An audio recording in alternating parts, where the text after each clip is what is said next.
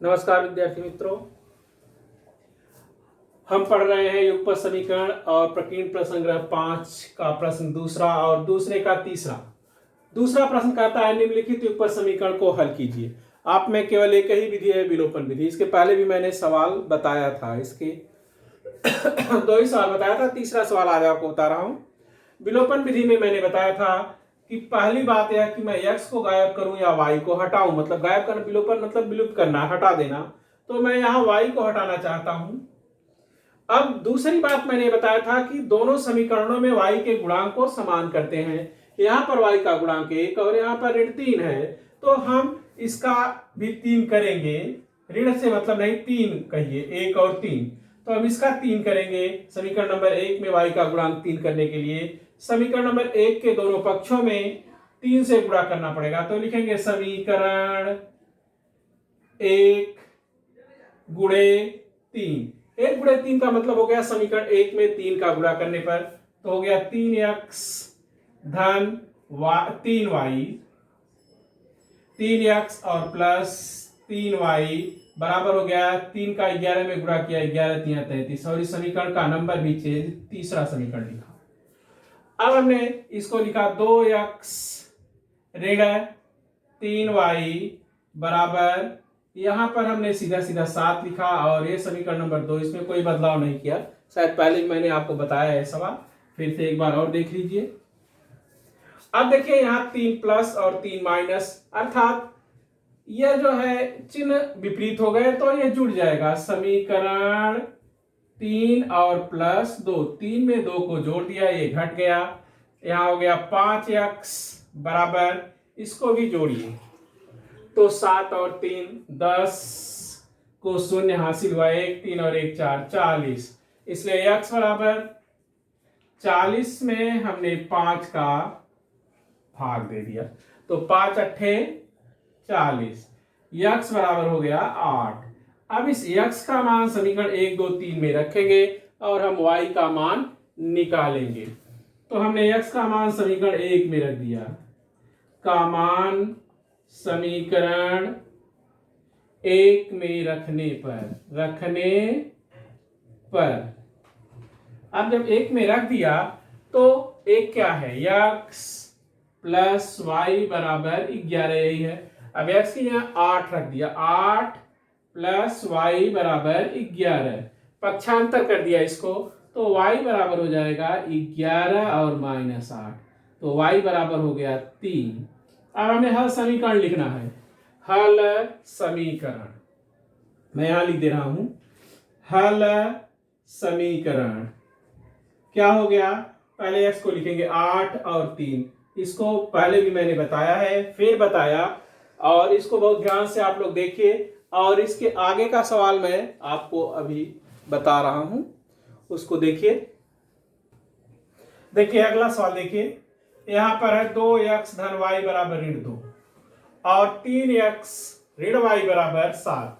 आप देखिए इसमें सीधा सीधा y के गुणांक समान दिखाई दे रहे हैं, आपको गुणा भाग करने की कुछ जरूरत नहीं। आप ये देखिए कि इसके चिन्ह क्या है, तो चिन्ह भी विपरीत है। हम क्या करेंगे, समीकरण 1 में 2 को जोड़ देंगे, समीकरण 1 धन 2, 1 और 2 को जोड़ दिया, ये y अपने आप हट गया, 3 और 2 5x बराबर हो गया, ये 7 में से 2 घटेगा, 7 में से 2 गया तो आपको मिला 5, इसलिए x बराबर हो गया 5 और बटे ये 5, 5 में 5 का भाग दे दिया तो आया 1, x बराबर हो गया 1। इस x का मान जो है आप किसी भी समीकरण में रख सकते हैं। हमने x का मान जो है वह समीकरण 1 में रखा, x का मान समीकरण नंबर 1 में रखने पर, जब हमने 1 में x का मान रखा तो हमें y का मान मिलेगा, में रखने पर, तो x का, अब देखिए x बराबर 1 हम समीकरण 1 में रख रहे हैं, तो 2x और धन y बराबर ऋण 2, तो 2x का मतलब हो गया 2 गुणे x, 2 गुणे 1 और प्लस y बराबर ऋण 2, 2 एक अन्नम 2 और प्लस y बराबर ऋण 2, पक्षांतर किया और 2 इधर गया, तो y बराबर हो गया -2 और -2, तो y का मान हो गया -4। अब हमें हल समीकरण लिखना है। हल समीकरण सबसे पहले हम x को लिखेंगे, तो x का मान 1 और y का मान -4। अब आप इसको किसी भी जगह रखेंगे आपको मान मिलेगा। यहाँ 2 1 2 हो गया और यहाँ -4, तो 4 में से 2 निकल गया, -4 में से तो -2 हो गया, इसलिए आपका ये उत्तर। आइए इसका 5वां सवाल देखते हैं। 2x और -y = 5, 3x + 2y = 11। अब मैं इस बार y को नहीं x को जो है वो x का विलोपन करूंगा, तो देखिए यहाँ 3 और 2, 3 दूनी 6 हो गया।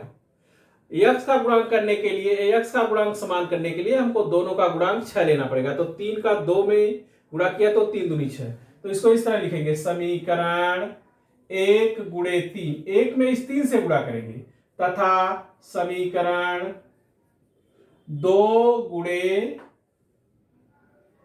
2, समीकरण 2 में 2 का गुणा और समीकरण 1 में 3 का गुणा करेंगे, तो यहां हो गया 3 दूनी 6x और -3y बराबर 3 × 5 = 15, समीकरण नंबर 3, और 3 दूनी 6x और प्लस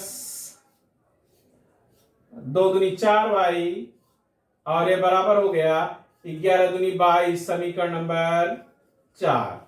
अब देखिए यहाँ पर 6x दोनों का गुणांक समान है, इसलिए हम जो है घटाने की संक्रिया शुरू करेंगे।